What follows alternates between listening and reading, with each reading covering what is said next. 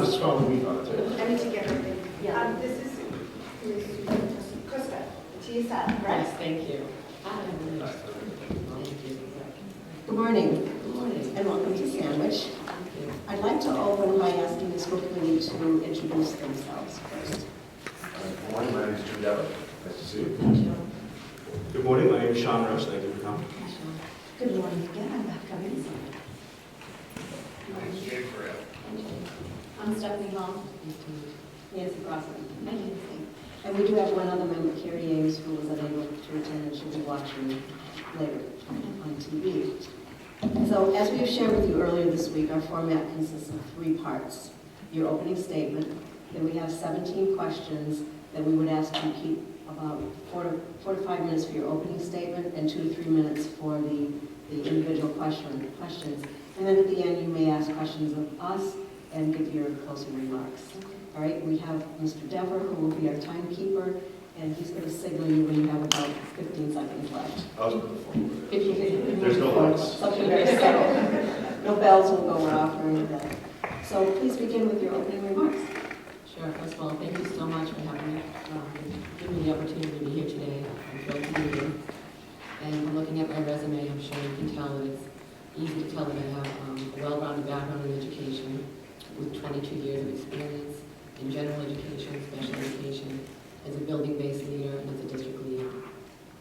I have all the essential skills to be an excellent superintendent of schools in multiple areas. I've done curriculum development, professional development, fiscal oversight as an education leader, and also in dealing with all the personnel and contractual matters that we need to handle as a superintendent of schools. What you can't tell from my resume is the amount of hard work I put into getting where I am today, and also the hard work and my daily work and my dedication as a district leader. And a little personal, but I didn't come from a family that was very supportive of education. In fact, my father discouraged me from going to college. He hadn't graduated high school himself, and I don't think he understood how important it was and what my desire to become educated and to be a leader. In fact, I really credit where I am today from the inspiration of my grade 8 science teacher, Mr. Kaplan. He was an incredible teacher, and I remember him fondly, and I keep thinking I need to look him up today and tell him where I am. Honestly, he believed in me and inspired me to believe in myself, and I'm not sure I would have even gone to college or become the education leader I am today without his support. Strong leaders and excellent educators like myself can truly make a powerful impact on students and staff, and helping them by being a role model and inspiring them to be the best that they can be as well. And that's really what I want to do for the Sandwich Public Schools. Thank you, Jim. Well, the first question is, just tell us why you applied for the position. At first I was hesitant just because it is an interim position, and I thought it might not be the best. I didn't want to give up job security because obviously I have a very good role where I'm in Weymouth. I like what I'm doing. I'm at the end of a 3-year contract. I'm ready to sign my next 3-year contract. But then when I was reading the articles, I noticed that it seemed like the opportunity might be that this could be a long-term position for me. And I've always loved Sandwich. I was just telling the person that briefed me that many years ago, my aunt owned the White Whale Motel and Cottages, and I'm not sure exactly where it is, but I know it was not too far from here, so I used to spend a lot of time down in Sandwich in the summer, and I just remember it's a beautiful area. And it's similar to the area where I live in now in Marshfield. I love the beaches, it's a beautiful climate.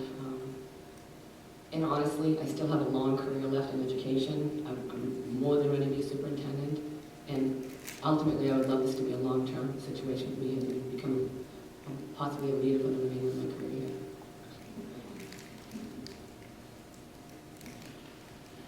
What would you identify as the biggest challenge facing the Sandwich Public Schools, and how would you address that challenge? One of the things I noticed, and I'm not sure where you are with it, but there was some talk of you trying to build 3 K-6 schools back when they closed. So it seemed like you had some plans in that direction, so I don't know if somebody could fill me in exactly where you are with that plan. Is that still a goal? Yeah, I mean, right now we're down to we've closed the wing school, and we've reorganized into 3 schools, the pre-K2, 3-6, and then 7 through 12. So I think that is why I thought that would be the biggest challenge right now if you're trying to sustain and plan a long-term strategic plan around building back the K-6 model of the schools. That takes time, money, dedication, and I'm sure work on some of the schools to make them ultimately fit that model. In my current district, we're starting the plan of building we have a building that's 7th grade students, 1,000 students at the building, and it's outlived its time. And just really trying to make the model that's best for students is always a challenge. I do like the model that you have right now, the pre-K to 2, and then the grades 3 to 6. I don't think that's a bad model as well. But it seems like the three schools that would be a little smaller and keep the students together with less transitions would ideally make more sense. As I mentioned, we have a 7-8 school. We also have a school with 5-6 students, 1,000 students. And honestly, those models exist because monetary reasons. They had to cut the budget, and in order to staff them properly, when the staff had to be lower, the staff numbers, it was really not about students. It was about, unfortunately, a budget that was not sound, and is still unfortunately not sound as well. And honestly, those transitions, although we do a great job moving the kids, we have 8 primary schools at a K to 4, and then we have the 5, 6, 7, 8 model. We do a great job in trying to build the culture as much as possible, but I do think it has a negative impact on having multiple transitions. So that's the only thing I think would really be standing in your way right now, is if you're trying to make less transitions and build back that model. I do think it's better in the best interest of students, the less transitions you have. And I've seen you have the STEM Academy that I believe is 3 years, that 2 years that you've gone through that model. And I honestly think that sounds like a great plan of action, because then you have even less transitions, although I'm sure you're housing them in a separate part of the high school, just to have, they get used to the building, they get used to coming here, and I just think it's, the less transitions they have, the better they get to know their environment. I think they can be more successful in their environment and learning experiences. My question is, have you been responsible for creating, explaining, and defending a school budget to a school committee, finance committee, and board of selectmen? I've really done that more as a group effort. Usually I attend a number of the budget meetings. In my previous role, I used to attend with the superintendent as well. We would typically develop the budget as a leadership team. You come in with the building principals, and I was at the district level. And unfortunately, the principals all have their priorities, and at the district, you then have to determine which of those priorities make it into the final budget, because sometimes what's best for one building isn't always best for all the other buildings. And it's very hard, because people get very passionate about what their needs and wants are. And even now, as the personnel leader in my district, I'm in the process of dealing with personnel shifts. We have enrollment shifts at the primary level. Our population has declined in the last couple of years. So I have to make those difficult decisions about trying to maintain all of the staff we can. Obviously, all professional status teachers I try to maintain first. And then unfortunately, I have to give the bad news is I need a position here for this person. You're going to be down 2 teachers. That's all part of the budget process. But in some cases, when you find out that you do have shifts like that, it also is a way to find some money in the budget and maybe build back a few positions. So that's what I'm working on right now with my budget. The superintendent primarily oversees the process of relaying the budget to the school committee, but we're all involved as a team in creating it together and prioritizing what our needs are. So right now, given that I'm hopeful that there are positions, because of the enrollment shifts, it might gain back some positions that are very necessary in the district. For example, we don't have a lot of curriculum leadership. We also don't have science specialists or literacy coaches in our building, so I'm hoping to make lemonade out of lemons, and honestly, even though the population has declined, to try to build back some of the necessary positions. And that's what you do with your budget. It's never a perfect situation. You never have as much as you really need, even in the best of districts that have multiple figures to their budget. It's even challenging to prioritize, and not everybody's going to get what they need. So you just have to work as a district and hear everybody out, find out what everybody wants and needs, and then really, as the leader of the district, you have to make the final decision about what really is best for the district overall, from that huge lens of looking at everything within the district. Thank you. Tell us about your approach in developing a budget. Well, primarily, the budget is personnel. Typically, it's about 85% personnel, and then maybe a little less or more depending on the district. So there's not a lot of wiggle room. You have to look at the enrollment numbers of students, how many teachers you need, what you determine for your ratios in your classes. You try to keep good class sizes, but there are so many more things that are necessary as well. One of the things I worry about when trying to build the budget and build back positions is that now with all the educator evaluation pieces and the model idea was in the model, a lot more pieces to it. I worry that principals need more support staff. Currently, I have 8 buildings of primary principals, and none of them, actually only one of them has an assistant principal. We have a building with 400 students, 1 principal, multiple staff to evaluate. And to me, that's part of building the budget, is trying to find out which positions are actually essential for the district. So given that that's 85% of the budget, typically, you really have to look at the positions first. And then you build in your maintenance department, you have to build in some money for that. Extraordinary maintenance is important. We were fortunate this winter, I'm sure here too, with lower heat costs. We found some money there, and then that's a savings sometimes of hundreds of thousands of dollars. So there's always somewhere to put that money and slide that over again. It's never enough. I mean, it's no different than your home budget, to be honest with you. Sometimes you have to rob Peter to pay Paul. We have to, you might make a $50,000 income and you can expect your car to break down for $500. So even when you build that budget and you think it's a sound that you need, something that you didn't expect to come up for that year, and you then have to figure out a way to take something else that maybe now is no longer the priority. It's challenging. It's not a fun process. In fact, we've been working on our budget, I'd say, since November, and we don't have a final approval from the town until May 25th. I find that very challenging as a personnel leader, because I'm trying to hire some of those positions back that are so essential. But by the time I get to post them, if we can build them back into the budget, I'm afraid that I won't find the right skilled people to take those positions. So, I wish we could build a budget earlier and have it done by maybe no later than March. I don't know exactly when you finalize your budget. I think that's essential to try to put the process back so you can have time to make a good decision, because even if you find the money over the summer for certain things that you need, it's too late for personnel, and that's usually the area where your needs are the most important. How would you create support for our school budget within the town of Sandwich? It is challenging because I know you don't have a lot of industry, and so you don't have a lot of tax base that can help provide some additional funds for the district.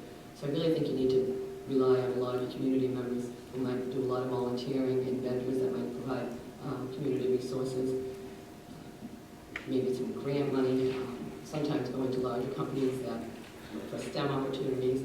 There are a lot of private industry that will, even if they're not in the district, they may fund certain programs because they have money. They're trying to sponsor programs. It's good for their PR as well. I think the more creative you can be, reaching out to individual companies, finding out what their interests are, in particular with the STEM Academy. I mean, there's a great opportunity to build opportunities with multiple. I mean, there's so many companies that would be thrilled to work on STEM. We've done a lot around STEM education. In fact, this year, I started the year with the Family and Community District-wide event, because I'm trying to get them the size of our district with 8 primary schools. There's sometimes that us and them mentality, and it's really, we're all in this together, we're all one community. Some sides of the town might think that their needs are more important than other parts of the town. A smaller community may not have that as much. But really trying to build community events, district-wide events that can promote community engagement is so important. So as I mentioned, I started an event this year. It's family community engagement for college and career success. I had hundreds of vendors come. All of my principals participated. We planned a whole day of activities with multiple STEM events. We had the planetarium open, and it was all done for free.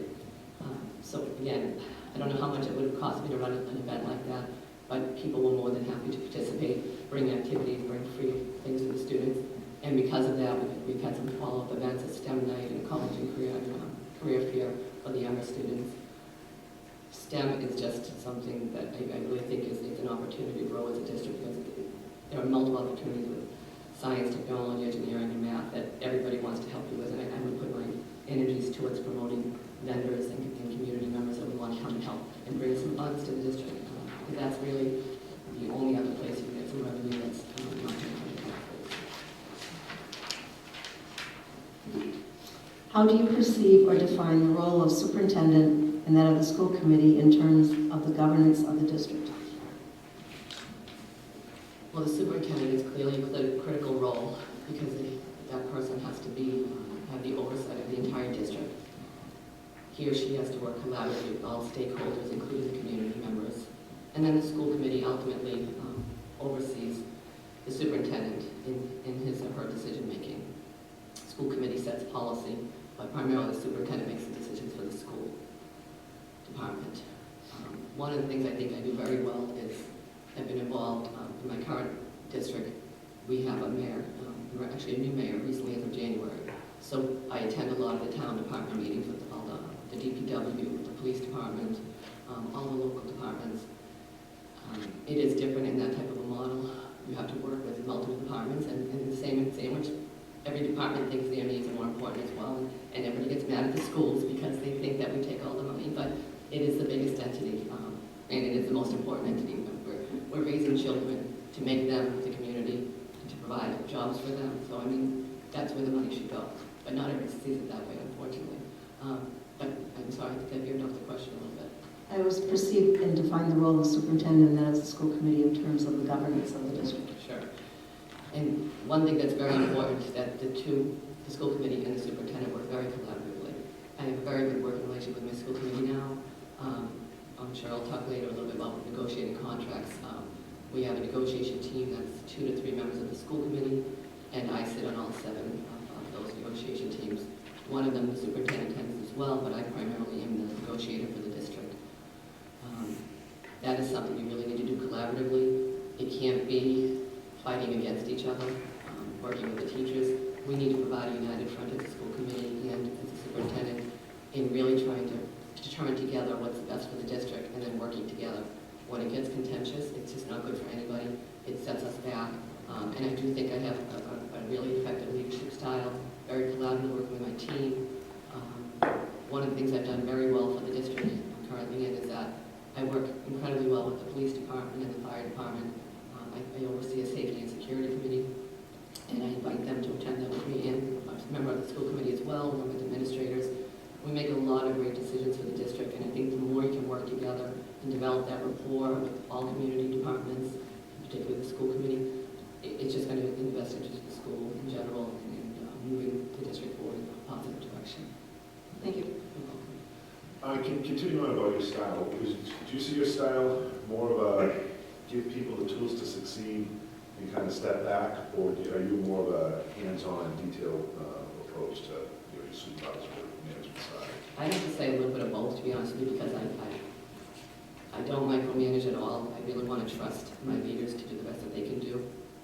But I'm not afraid to get my hands dirty as well when I have the time. I mean, currently in my district, we're just very short-staffed, so I do have to jump in and do jobs that normally you wouldn't see an assistant superintendent doing. Sometimes just as much as, you have 500 people coming to professional development, all hands on deck, and we're photocopying at 10 o'clock at night to get everything done. So I'm not afraid of hands-on work by any means. I haven't had to shovel this winter, but if I had to, I would. I mean, it is very important to, even though you take your job seriously, and it's important that you do your job effectively and don't take on more than you should be, because then you're not doing the superintendent's job well. But there are times when you have to jump in and support your team. And some team leaders might need more support than others, and you need people there to be there to mentor them. So in general, I would say I'm more of a collaborative leader. I would like to develop strategic plans with the team.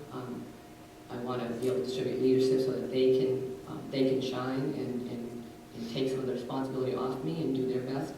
But I think it's important to have regular check-ins with each team and regular meetings to check, just take the pulse, where are we, where we need to go, and if there's some times that I need to kind of steer us in a different direction, then we do that together.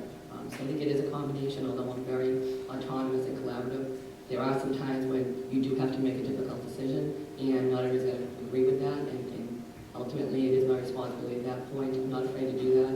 It may not be very fun, but sometimes you do have to make that difficult decision, and it may not be what everybody wants at the time, but it's the best decision you can make for students. How do you view the role of parents and the community in our schools? Well, I did tell you earlier already a little bit about how important I think that is. Honestly, the parents are critical. We have to be allies together. We have to do as much as we can to encourage parents to be part of our school system, to understand what we're doing, communicating what's happening in the schools, inviting them in as much as possible for opportunities. Obviously, parents are a wealth of volunteerism in the schools. As I mentioned, the community event that I did at the end of the year with hundreds and hundreds, I couldn't even tell you the numbers that came through that event. Two of my best supports were two of my parents in the community. One was my CPAC president, one was my Townway Council president. that I had them as the gatekeepers of the event. Nobody could get in without checking it. I mean, honestly, they know the community. I mean, I would be considered a stranger coming into Sandwich. I don't live nearby. I hope I would be embraced and welcomed. And I would love to immerse myself in the community, get to know and visit a lot of the things that go on in the community that aren't necessarily part of the schools. But it is a working relationship to develop together. You can't keep parents at bay. They need to be involved and engaged in part of the process. And there may be times when they need to step back a little too, because sometimes we need to make sure that academics are happening and that parents aren't overstepping, because we do need to make sure that the kids are learning what they need to learn as well. So honestly, it's really about finding that balance of what's best for students, what's best for the parents, and working together to make decisions together. Thank you. How would you continue to support the recent reconfiguration of our school district? I really think working with the community to find out I want to have a group of stakeholders together that involves parents, that involves administrators, that involves other community leaders. As I mentioned, I work very well with our police and fire department, our DPW department, multiple department leaders. And I think really all of those people need to be involved in that process, because all the work that you put into changing and reconfiguring buildings and determining teacher needs, student needs, it takes a village. You really need to work together. So I think that would be the first step I would want to take, is really finding out which stakeholders would be part of a team, build the team together, determine what our timeline would be for the process, determine together what would the budget come from that process, work together to find the funds, and vet it out, find out what the best interests of the students are, what the best interests of the community is. And I'm sure it'd be a multi-year process to really build back and sustain some of the project that you're trying to do. I think it's a lofty project, it's a great project. It sounds like you've already made some steps in that direction. So I would really want to get to know what's been done so far, and then work with my team to find out what the next steps are together. So could you tell us a little bit about your experience with standard-based report cards and curriculum mapping, and how it would affect our initiatives that are underway in our district? Sure. Well, actually, in my previous role as the Director of Teaching and Learning for 3 years, there was no assistant superintendent. After I left the district, they did change it to an assistant superintendent. So in effect, it was the same role. What I did in that role, I was there for 4 years, but 3 years in the director's role. As soon as the Common Core, the LA Math standards came out, I jumped right on. I started working with the teachers. I worked with K-8 teachers. I would take stakeholders from, if it was, we only had 2 buildings for elementary, so I would take a secondary teacher from each building. We'd work together. We literally mapped out all the standards together, essential questions. I hand entered it all at the time because it was quicker for me to get it in there by doing it myself. We mapped it on, we had Curriculum Mapper at the time. So for 2 years I spent working with all K-8 teachers. I mapped all the Common Core for math and ELA. I also mapped the curriculum for K-12 for all our specialist areas. We did at the time have a director of humanities and director of STEM at the high school. They were teaching directors, so they did curriculum work for me part-time. I oversaw the curriculum team, and as I said, they would be able to develop the math and the science and the content areas at the high school level with their leadership team. So that could allow me to focus on K-8 more. It was a lot of work. Even when I left the district, it's never done. Honestly, I tell staff when I'm working with them, this is a work in progress. It's continuous. It's not a one-time, one-shot deal. It's really we're gonna every year reevaluate where we are, take notes along the way, meet quarterly. So I did that. I would meet with them as we rolled out the curriculum the following year. I would have quarterly check-ins with them. We developed common assessments together, and then we would figure out if we had to tweak the standards and move them to a different part of the maps. Was there a better time for me to teach them? In addition, I did develop a standards-based report card for K-4. At the same time, I was working on the curriculum, and that was challenging, trying to do it all at once. And that really was, I'd say, about an 18-month process. The report card that we had previously for K-4, it actually differed from grade level to grade level, which I could not understand. So you'd have A's and B's, and it was in the same model of a K-4 school. So in 4th grade, they were doing A and B's, and in the lower level, they'd be doing check minuses and checks. And then, so there was no continuity in comparison of what to expect that your child would be doing the following year. So I developed a report card around the Common Core. I could have brought samples with me today. I actually had some at home. And I mapped out that with the teachers.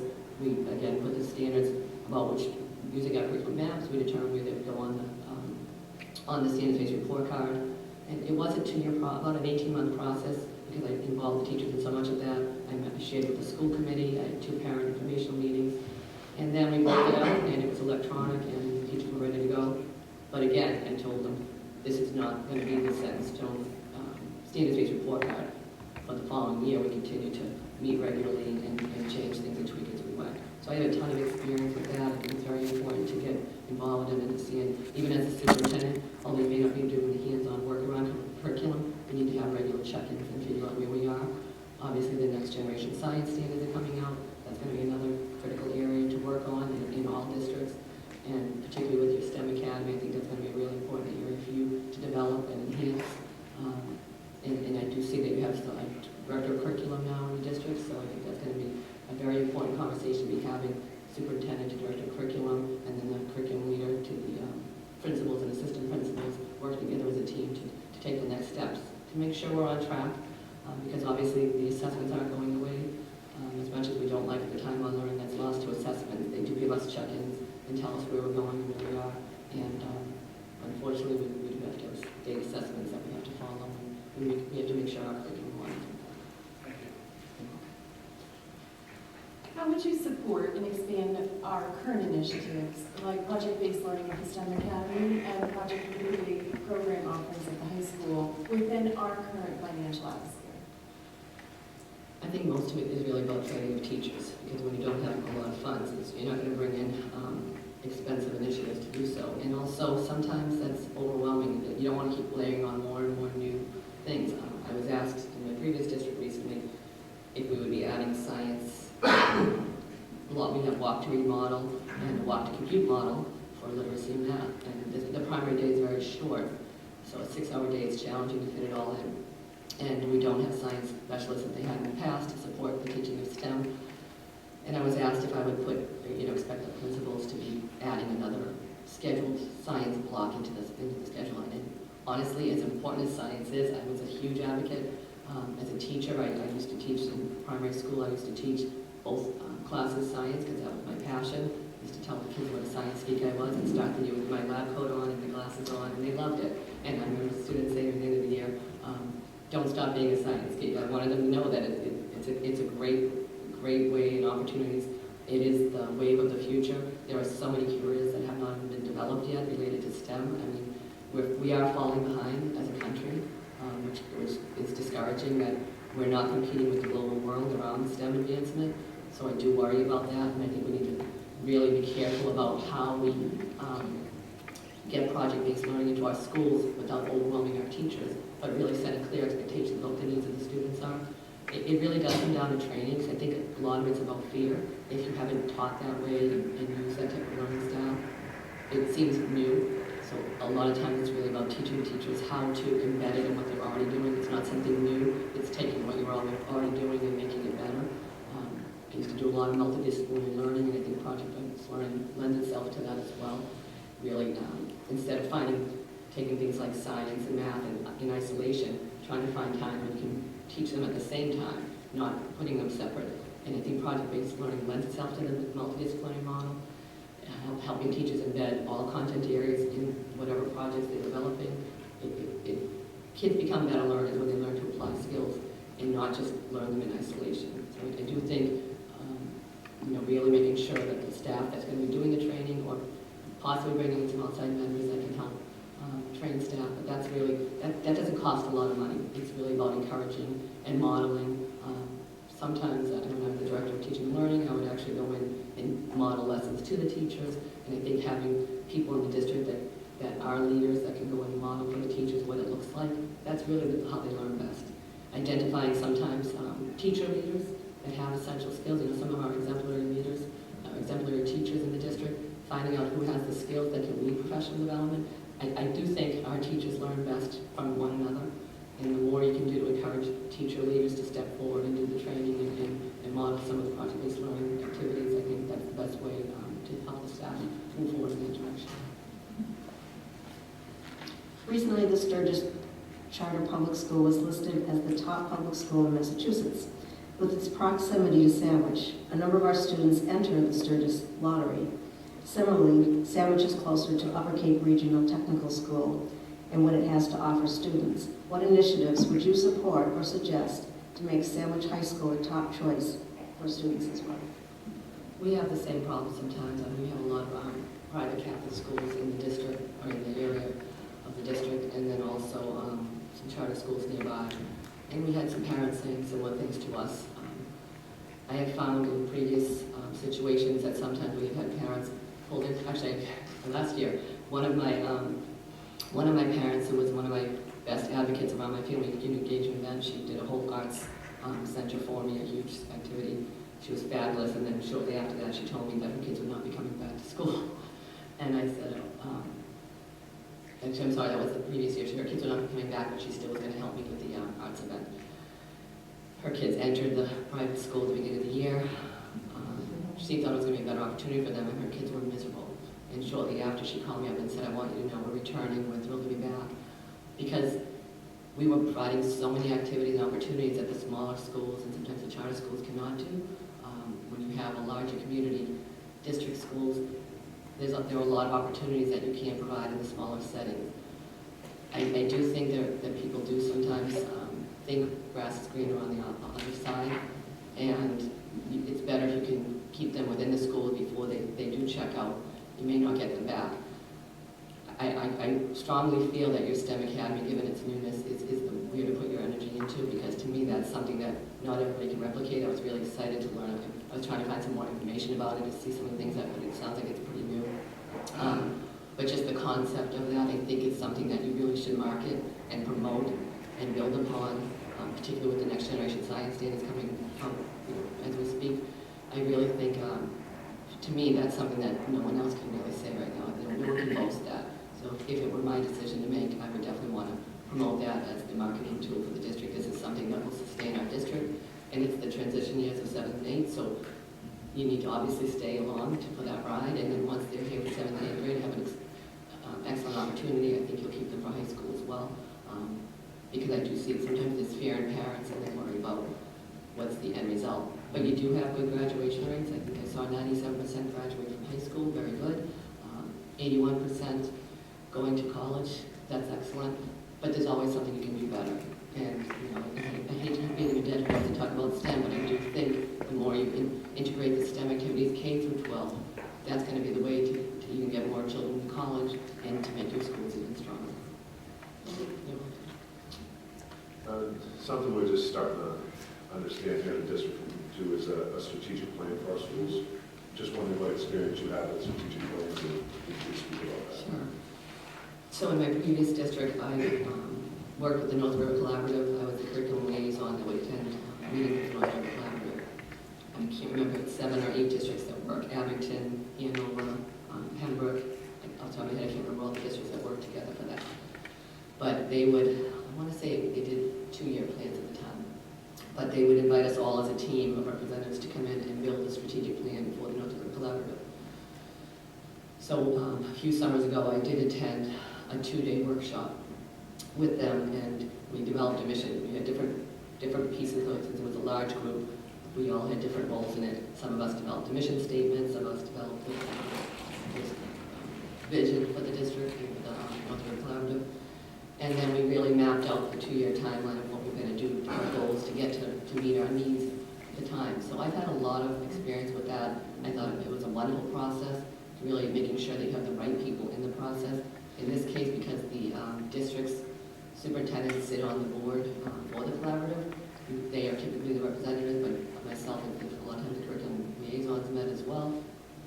We mapped out a timeline, and we were able to really bang that out in two days of work, hard work, strategic work. I've seen districts do 5-year plans as well. I've been involved in developing a 5-year technology plan in my previous district because we did not have a technology director at the time. That became another hat that I wore. Technology is not my complete area of expertise. I'm proficient at it, and I love using technology, but I don't have the time to learn as much as I would love to do with technology. But because I had to wear that hat for 1 year in my other district role, I ended up becoming very proficient at developing a 5-year plan. And I invited in stakeholders such as the technology liaisons at the elementary, middle school, and high school, I had some of our technology data person come in and join the group. And again, we took a number of meetings and worked together as a team. If I was developing a strategic plan for Sandwich, I would probably want to try to do a 3 to 5 year plan, possibly having some town representation on it, maybe someone from the police, fire department, one of our councilmen. And then I would obviously want to include my administrative team and work together. And I think it's something you could do as a retreat. We've done it in the summer, sometimes in August. And you can really do it as a 2 to 3 day process, or you can do it as a long-term process throughout the year. So depending on the timeline we wanted to have it done by, that would determine when I would do it and who I would include on it. But it doesn't have to be a multi-month process. If you take the time and lock everybody in for a little while, and everybody's really digging in and working together collaboratively, it's something that you can get done and have a very meaningful plan in place to move the district forward.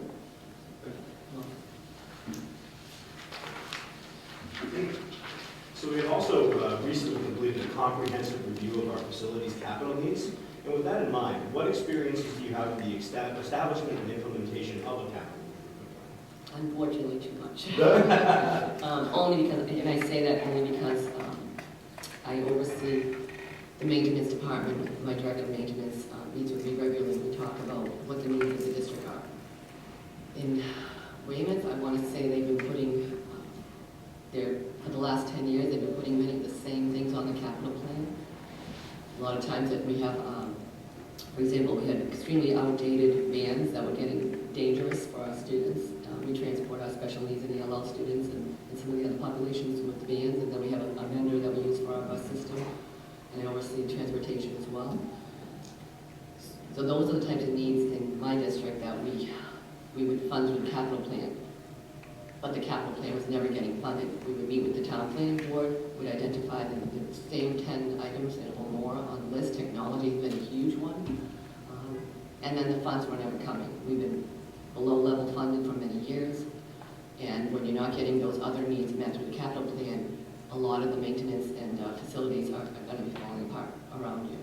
So you have to have really a rigorous capital plan and a like-minded planning board that's going to help you fund the capital fund, because you can put all the work into it, but if it just sits there unfunded and you get nowhere, now 10 years later, your building's going to fall apart. So you really need to make sure that the town is on board with you in funding the capital improvements.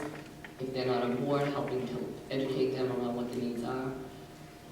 Besides the vans, we've had boiler projects and things that have been needing to be done for multiple years. And unfortunately, sometimes they only get funded when they break down and an emergency happens. We should be working that way, because it's not good for our schools, it's not good for our students. Last year when we had that contentious weather that we actually lost, we had 8 days to make up at our high school because we had so much. It's a quarter-mile long building with 2,000 students in it, and there was just so much, 8 to 10 feet in some places on the building. So I drove around with my maintenance director and got caught in a few snowdrifts and had to pull the vans out. But honestly, those are things that you're just not prepared for, and they're a huge cost to the district.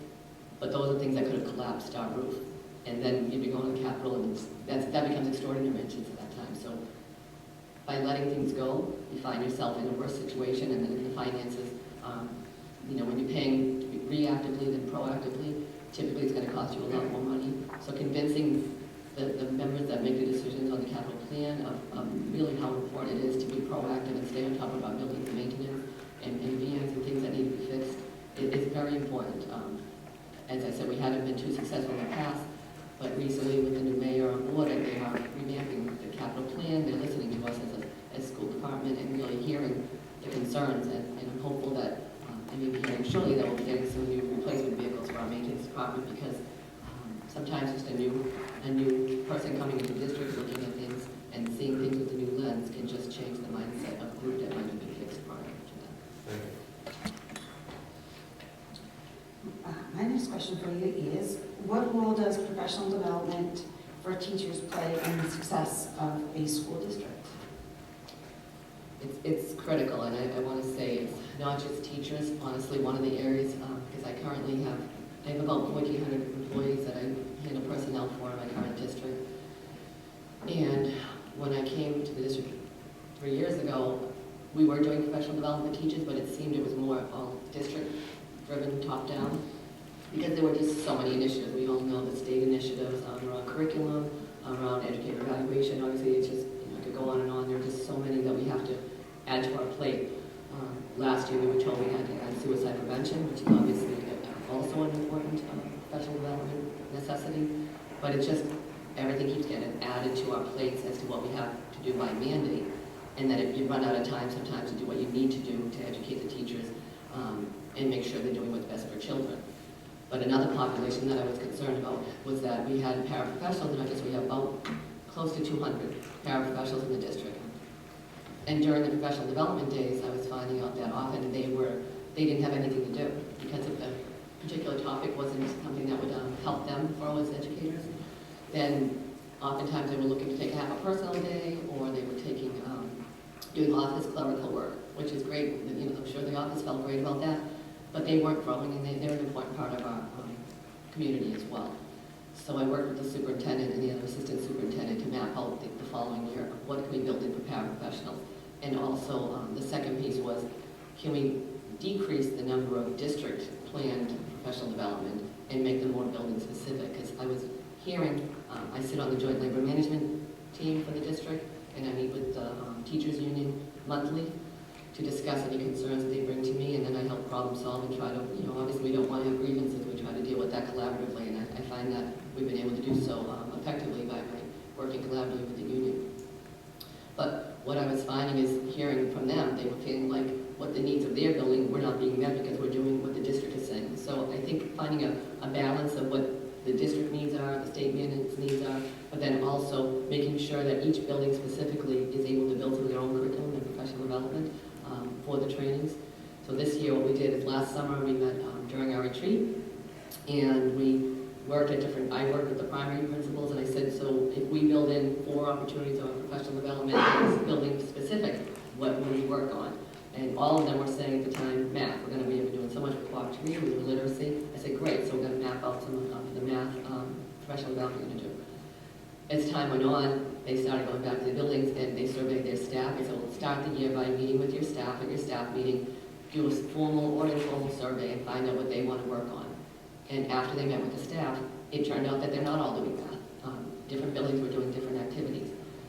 And what I do on the professional development days, sometimes I'm actually doing the training. I did a lot of the safety training when we had active shooter training, and then I brought them this year. I made sure that each school had done an additional training session with the police department and myself, that we walked through our model is the 4Ls training with Synergy. It's similar to Alice, but it's a little bit different. So sometimes when I'm doing professional development, I can't see all the other things that are going on. But I do travel throughout the district on the days when I'm not training myself, and I'm able to see what's working well. And I can tell you the feedback that I got from the teachers this year, because they've been having more opportunities to build the professional developments on some of those days with the principal. And actually one of the buildings I went to on the last day, the principal had 4 of his teachers leading the entire professional development. The climate in the room was so positive. It was all meaningful professional development, but it wasn't all district driven. It was building based and teacher driven, and that's what I would want to make sure that we have that balance, making sure we get what the needs of the district are and the needs of the state mandates as well, but then making sure that the building specific training happens, because it's the only way they're going to grow together if they feel invested in it, and that's the way to invest in it. To be honest, I mentioned it earlier about teacher leaders. We all know who they are in our buildings. We need to encourage them and help them feel confident enough to do the professional development, because, as I said earlier, they learn best from one another. We learn best from our peers. Even as students, I mean, the teacher needs to be the facilitator to the students. So the more we give our students time to learn from one another and our teachers to learn from one another, we're going to be more successful with our professional development opportunities. So my question is a little bit different. What was your decision? What was the decision that you made that did not go according to plan? And what did you learn from that process?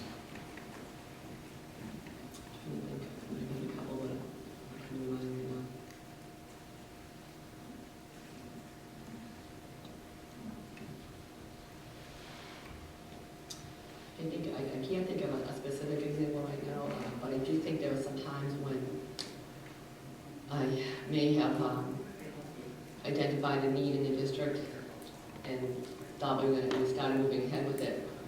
but I haven't taken the pulse of the people that were going to be implementing it at times. Maybe I thought I did, but I didn't communicate it effectively. And if you don't get the stakeholders involved in what you're doing, it's going to backfire on you. Sometimes it's a training initiative. Recently, we were talking about staffing, and actually I can give you a recent example without getting too specific. It was related to staffing and how are we using some of our staff in our primary schools. And as a team, we met to discuss whether we should keep those positions in place for next year, or whether we should try to create different positions to support our walk to read literacy model. After meeting with the team, we identified that we were going to take 11 positions, and they're not very expensive positions, they're more of a building sub that would rotate. So we had to take 11 positions and we reduce those down to 3 or 4, possibly for next year. But in order to do that, we wanted to really we were trying to build back our literacy specialist coach model. What I thought was communicated in the meeting, and we all seemed in agreement on, after the meeting when I sent out a reminder emails about what was happening, somehow it got lost in translation, and it turned out that one of the administrators had not been at the meeting. It was not clear in the communication, and then I got a little bit of backlash about that.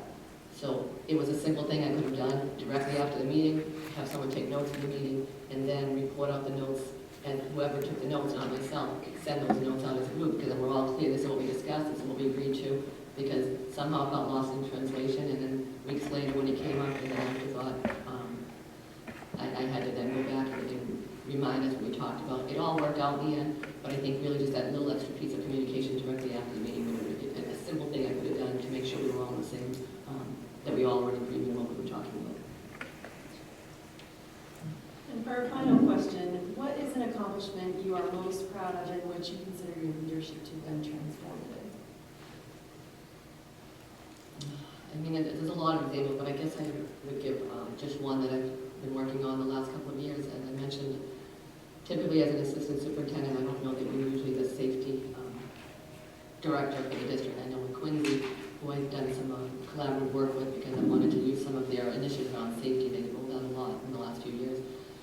They have a full-time director of safety and security. So that's another hat that I wear for the district. And as you know, we've had a lot of concerns around school safety. Recently, I had to attend, we had in the fall, and I don't know if Sam or Chatty have even on the list, but we had 2 schools called at the same time with those robocalls. And it was very concerning because one of the administrators did evacuate the building before the district could assess it with him, and then I went to the second building and we did have to evacuate, but I could evacuate one without the other when you have the same scenario. But for 2 years now, because of all the concerns around safety, actually for the 3 years I've been there, I've been monthly meeting with the team that I mentioned earlier. We have really identified what are the critical needs of the district. I found out that high school security cameras were 12 years old, and it turned out they were grainy, and the ones that were working, they couldn't even visibly see some of the safety concerns that might take place in the building.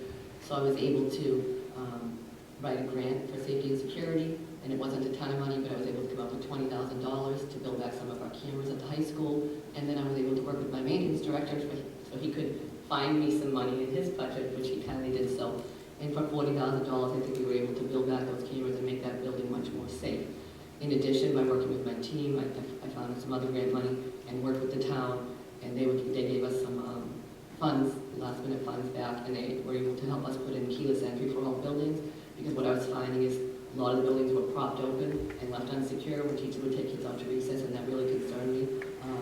So I would have to say, maybe that's not directly impacting instruction as much as we would like. Unfortunately, we've had to take academics isn't always a priority. Safety is also a huge priority in the schools. And I would have to say I've done an amazing amount of work around safety and security and continue to do so. This year when we had those calls and had to evacuate 2 buildings of 1,000 students, you don't, until you have to do that, you don't realize how it's going to go. I ended up having to take 1,000 students to another school building that had 200 students, and obviously it would be tiny to house that many people. We made it work, but after seeing how it went and where we could improve, since then I've revamped all of my safety protocols and put brand new binders out to the principal about what we would do differently my off-site evacuation sites. So in that respect, I feel we're in much better shape to keep the schools safer and secure.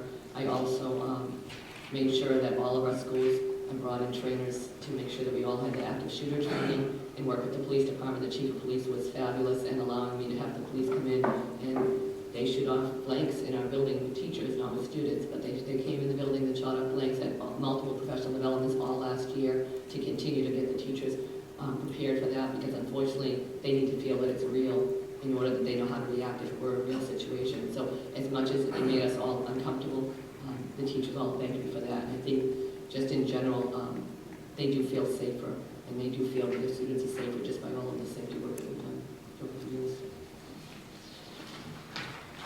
Thank you. That concludes the individual question portion. Now, if you could take a few minutes to give your closing remarks, and if you have any questions for us, we would be happy to answer. Okay. Well, first of all, I just want to thank you very much for having me here today. I think Sandwich is a beautiful community, and certainly I would love to be your superintendent of schools, and I think I would make an excellent superintendent.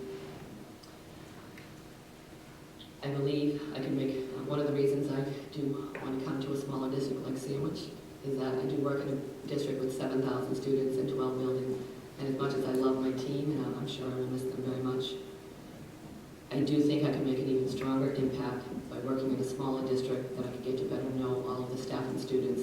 I do visit my buildings regularly. I schedule myself each week that I try to visit 4 buildings 1 day a week. I block out my schedule to be visible in the buildings, but even at that, as I mentioned before, with the high school of 2,000 students, I could be in there all day and I could still not see all of the classes and really get a sense of what's going on.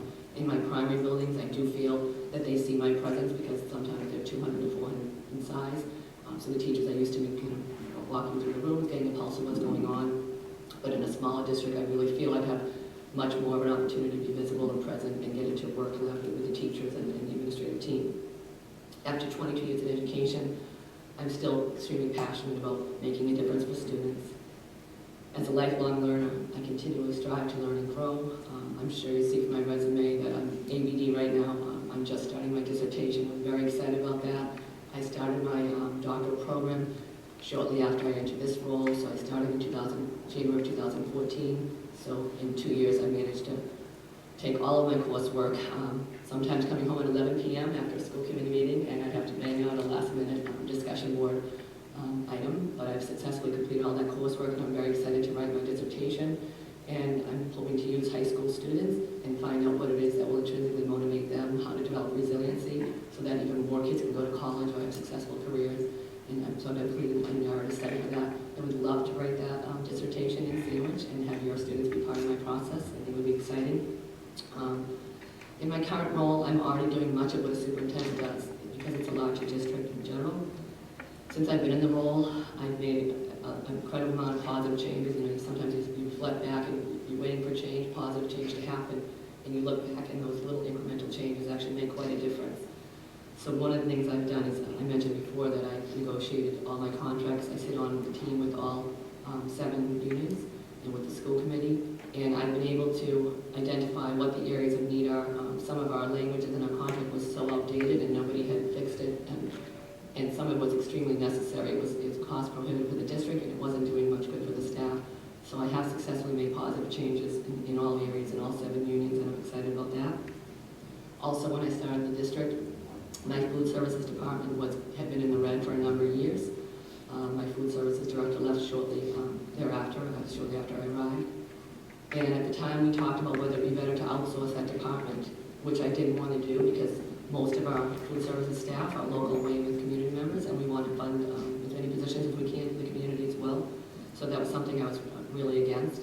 We brought in an outside vendor to do the management of the department. We have a director that's an outside vendor, but all of our staff currently maintain. Because I was passionate about keeping the staff in the district, I worked with the union, and we identified together staffing changes that needed to happen. We were overstaffed in the department. So I'm happy to say, after working thoroughly and challengingly with the staff and making those good decisions, I'm now in the black in that department, and I'm very happy to say that I'll be negotiating that contract again, and I'm hopeful that we can have a long-term contract for those employees and maintain that department. I think all of the employees in the school district, from the custodians to the nurses, to the school staff, to the bus drivers.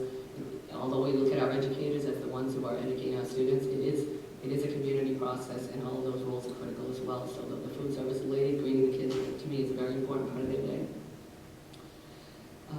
I do also, as I mentioned, take great pride in my work around safety, and I'm sure I could help Sandwich Public Schools become even more safe as well. I've made a lot of personnel changes and new hiring procedures in my current district that have really streamlined just finding better quality staff to lead the district. And I really just have to say that as a leader, I work very collaboratively with all stakeholders, but I think I mentioned it earlier, sometimes there are difficult decisions to make, and the superintendent has to own that decision and make it, and have difficult conversations. Because I remind staff when I do have a difficult decision to make, and I meet with them, I always remind them, what are we here for? We're here for students. So if the decision is in the best interest of students, even if it's difficult and not favorable, I will make it, and I will stand by it, and I will own it, and I will do what's best in the end. So I think if you give me the opportunity to come to your district and lead your district, you'd see my passion and my creativity and my skill set. And I think you'd see that I would be the best leader for your school department. So I'm hoping I have that chance. Thank you very much. Thank you for your time. This coming Wednesday, we will be making our final decision, so I'll walk out with you and get a contact number where you can be reached at that. Okay. All right. Thank you.